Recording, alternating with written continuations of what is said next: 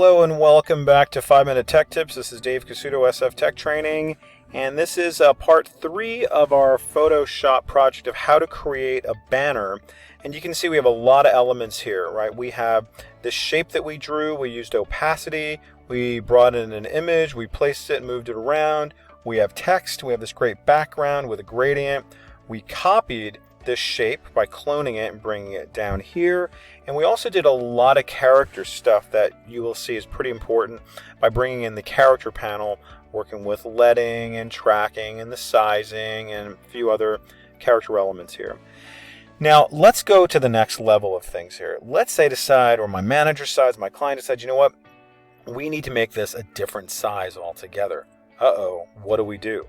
Let's go over here to the image menu, and you will see there is this option for canvas size, and there is also image size. Let's go ahead and just check out canvas size, and you will see if you watch the first video, this is exactly what I'd set up here, 400 by 250. So you know what? It's actually going to be 375.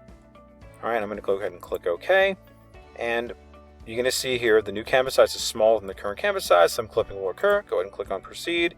It's like, okay, not too bad. All right, now some more advanced level stuff with the canvas size is if you did want to tell it where you want it to kind of clip from, you can click on any one of these arrows here. And it kind of does the opposite of what you think. If you click on this side, it clips off of the right side. All right, so you might need to experiment with that. All right, so I'm going to go ahead and click OK.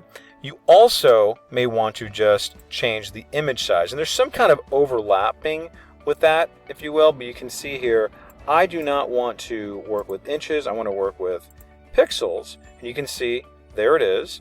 And then this time I'm going to make this 225. And notice what it's doing. As I change this number, this changes because of this linking there, which is totally fine. But if I don't want that, this needs to be 350 or whatever I said. Maybe I think I said 375, doesn't matter. Okay, I'm going to keep this at 72. Now, you may be coming back to this occasionally for when you want to resize an image altogether because of like the DPI or the pixels per inch, the points per inch.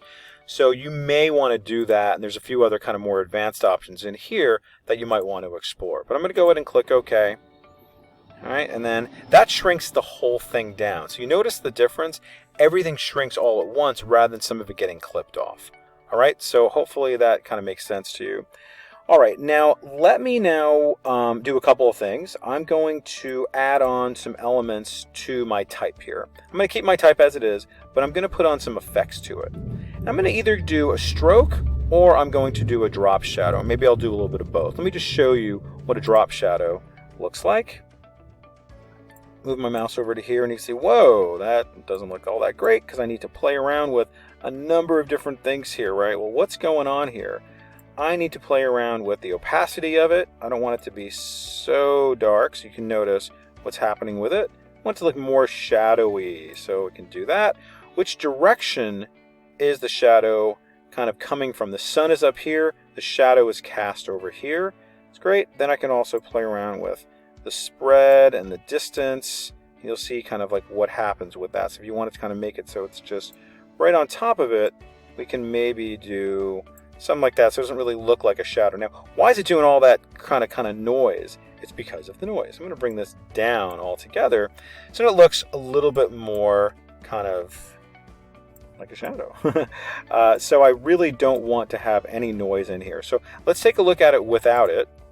And you can see it really just does add on some texture to it, okay, which I kind of like. All right, and if you wanted to, for the future, you can make this as a new style that you can use over and over and over again. So that's pretty neat. So while I'm here, I'm just going to go ahead and add on a stroke, and we'll see what that does. Kind of overrides my shadow in a way, but I want you to at least see what the stroke can do. I click on stroke. It will make some changes to this. I'm going to make this maybe a little bit smaller, bring that down to 1. So now I have a combination of the two. So it looks a little bit more kind of gravitas, right? So I need to kind of zoom in a little bit or maybe even zoom out, just bring it down to 100%. You can kind of see sort of what it's going to look like for people. Okay, really makes it stand out. Now the last thing I want to show you here is the ability to work with additional shapes. Okay, I'm going to skip over these. They're pretty obvious. I'm going to go here to my custom shape tool, which is pretty cool because they give you a whole bunch of off-the-shelf vector images. And vector just means it's going to be nice smooth lines or paths to be able to just, hey, wow, I want to add all these things in here, right? Nice, cool icons. If you don't see yours in here or whatever, you can always click on here and just say, hey, load all. So since this is a cloud-based thing, I'm just now going to go find my cloud. I know I saw this earlier. Where are you? There you go. Click on this. And then, very simply, click and drag to draw out my cloud. And it's going to come in with whatever color it kind of wants to. And I now want to make this a different color. So I'm going to double click on that. And maybe I'll make it a white color. And I'm going to give this the stroke and drop shadow that this has. Now watch this. I'm just going to go ahead and copy this effect by holding down the Alt key and clicking and dragging on top of this. And now I have the same exact effect here. Okay, so we just did a lot. You probably want to watch this again. I want to keep it within the time constraints here. But pretty cool stuff. I want you to really check all these things out. We've covered quite a bit in the last 3 videos. So practice them, watch them over and over again. Hopefully this is helpful. You can apply it to so many different projects and directions. All right, so feel free to comment, subscribe, share. Check us out on our website, other YouTube videos, and find me on LinkedIn, blah, blah, blah. And this is Dave Casuto with 5-Minute Tech Tips, and we'll see you in the next video, and always looking for requests. So look forward to hearing from you. Thank you.